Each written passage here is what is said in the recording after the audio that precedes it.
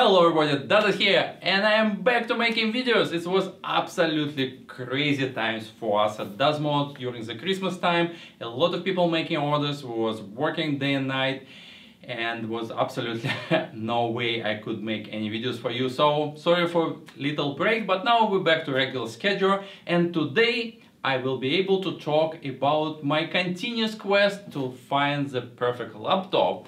I remind you that I have a really old Dell Precision unit, which was total high-end 4 or 5 years ago, but right now it barely can keep up with just multiple tabs open in a browser. So I really need something that works a little bit faster and a little bit better. But I'm kind of picky about such things. For that reason, I'm taking my time to find the laptop I really like and I can use for a few years without the trouble. So today I will have opportunity to review yet another Dell, and maybe it's not my first choice, but it was hard to turn this down because I never had a chance to work with this kind of laptop, which is basically a tablet and a laptop in one. Never had the opportunity to work with a tablet, so I decided, okay, I give it a shot. I don't think it could be my first choice, but you never know, right? So if you have opportunity to try, you should. That's what I did. And I got Inspiron 7778, the high-end version of a 7000 Inspiron series. I would like to say that Inspiron in general, it's not something I touched for a while. The last time I had an Inspiron in my hands was a long time ago. And when I'm talking a long time ago, it's like probably 5 or more years back. And then Inspiron basically means a poor brother of any other Dell laptop. You typically have a cheapest possible, some sort of black, cheap plastic. Everything was scaled down. So basically you don't have any money, but you need a laptop. So you go for Inspiron. If you have a little bit more money, you buy something nicer. That was the story. So now things seem to change quite a bit. By pulling this one out of the box, I was pleasantly surprised that it's basically same style and feel as the absolutely flagship XPS series. So we have a magnesium alloy casing, the styling and everything is pretty much feels the same as XPS series. And that was kind of surprise for me because I expected some sort of another poor brother of everything else, and that didn't materialize. So I catching up on Dell offerings, and seems that they change mentality and they change the way how they would like to see Inspiron in general. So that's pretty much a laptop for home use rather than just cheap laptop as it was before. So it's not oriented for business users. It doesn't have any of the security features that usually found in Latitude series or Precision series, but it's just as good laptop as everything else, and they didn't really cut any corners here. So in general, this Inspiron 7000 series is one of the latest models from Dell. It comes in a huge variety of variations. Basically, first of all, the size. You can have a 13, 15 or 17 like this one in terms of the size of the screen, which totally blows me away because I even remember like when I was a little bit younger, it was such an excitement when CRT monitors was upgraded from 15-inch for 17-inch, and it was like, oh my god, it's so big, right? So it's like you game so well on 17-inch monitors.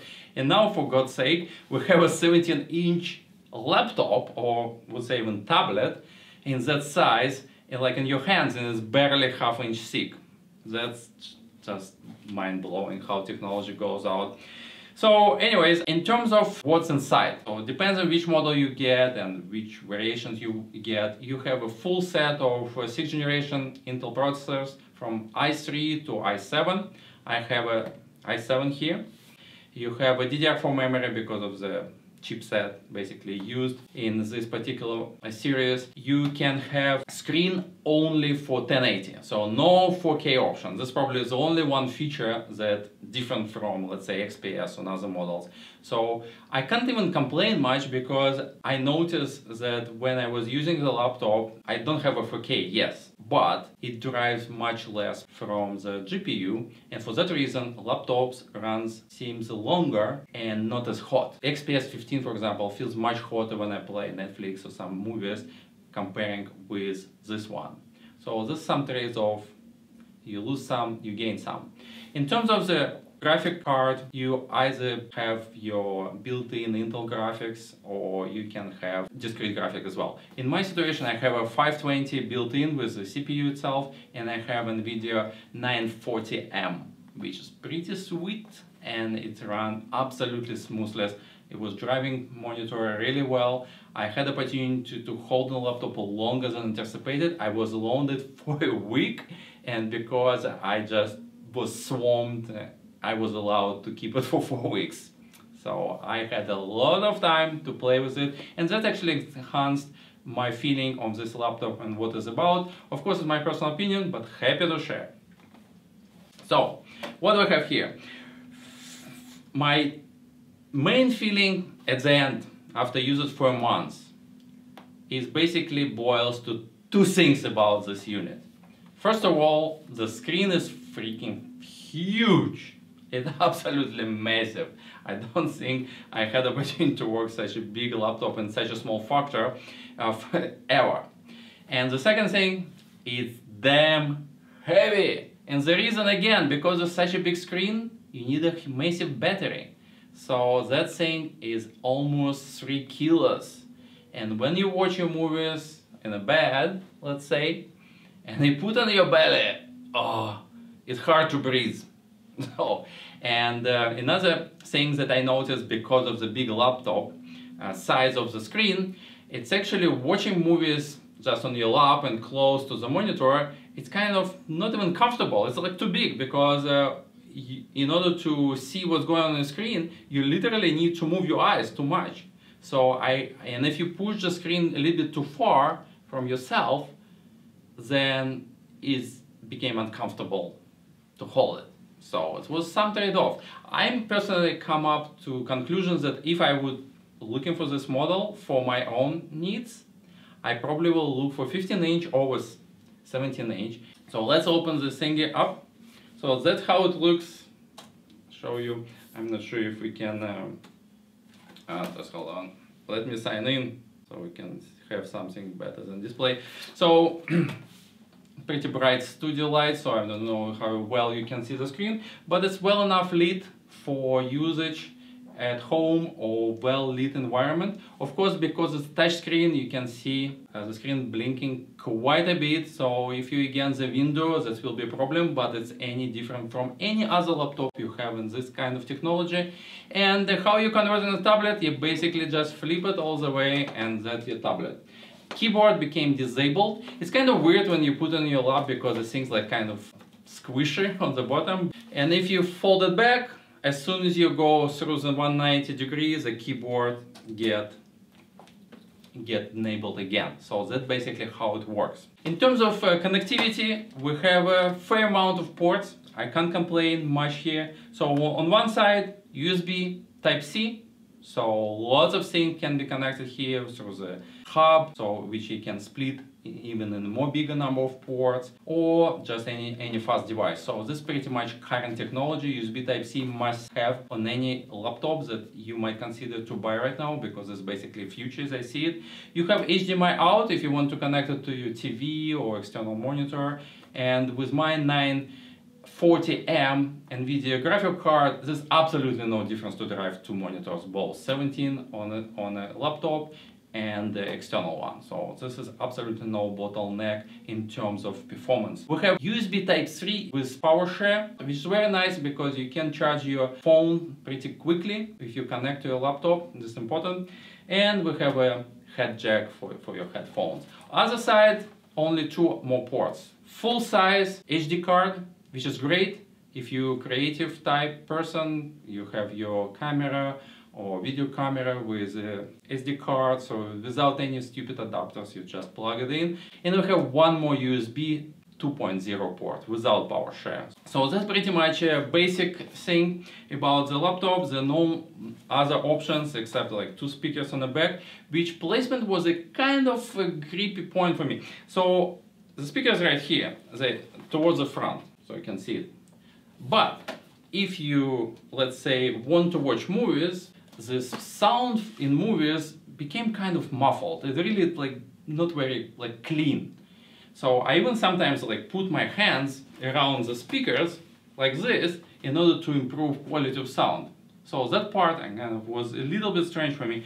I would love to see if they had the opportunity to have some sort of channel. It could be not even electronic, it's like mechanical thing. So you can have two vents on this side of the laptop, so you can have a sound coming from both sides. Like, for example, on a new iPad Pro, you have 4 speakers, and it's absolutely genius thing. So why not to do something like that? So that's one usability thing that I noticed when I had it. So other than that, video camera and microphone on top of the screen says God, so you have a normal picture when you use Skype. Anybody else? As a keyboard itself, it's backlit, which is pretty much standard feature right now. It's great, so if you work in a dim environment, you can see the keys. The movement of the key is a little bit shallow, similar to what we have on XPS units. I'm really missing like long moving keyboards because it feels like more responsive than the shallow keyboards, but I don't know how much typing person will be used to do on such a laptop, because it's most likely to board for like home usage, more entertainment than work, so I don't think it's a big deal here. So last thing that I would like to discuss with you, although it's maybe it doesn't make that much difference, but we would like to pop up the back cover together. I didn't do it yet, and we see what kind of upgrade options, user upgrade options is available for this laptop. So what you can do yourself, can you pop up more memory or hard drives and things like this. And I don't think the target audience really sophisticated that much to deal with do-it-yourself upgrade, but because on a computer enthusiast channel and we're a little bit more geeky than the general public, I think it's worthwhile to check what options is there if you decide to put a bigger SSD or hard drive on, put a bigger memory on your own and improve your Inspiron even further. So let's open the thing and we'll look at it together. And here we go. Few screws to take out, not very difficult, couple latches. One of the easiest laptop to open. And inside we have extremely user-friendly situation. We can have 2 storage drives to be replaced. So this is a standard 2.5-inch hard drive or SSD. Easy to replace, 1 screw, 2 screws actually, pop it out, put whatever you want. M.2 drive, again, so I have a full shebang here already, so 1 terabyte drive here, 128 gigabyte there, but if you want even more, so this one can be replaced as well, 1 screw, take whatever size, your choice of the M.2 SSD, put it in, great. 2 slots for memory, already fully populated in my case, but if you want more, you buy the unit that has only 1 slot populated, you want to add a little bit extra on the other side, no problem. So this is much more upgradable, let's say, than XPS itself, which is a lot of things get soldered to the unit and you can't do anything about it. One extra item that you potentially can upgrade, but I doubt anybody will be bothering to do so. This is a slot for your Wi-Fi card, and if in the future something like dramatically different coming out, then you can put your new Wi-Fi card on your own. I never experienced in my life that I need to do one, so I'm not sure it's like big advantage here, but nevertheless it's still very easily user upgradable. And you can see this is massive battery right there that give you that weight that coming with this unit. Actually, it's even standard batteries, which I assume that they have even more potent one at more money. So that's it about upgrades. Very, very easy. Let's put it back and make a quick conclusion. So what would be my bottom line for Inspiron 7000 series? After using for a month, I come to conclusion this is a good choice as a family laptop. There are a few reasons for that. One, Inspiron still lower cost comparing with XPS.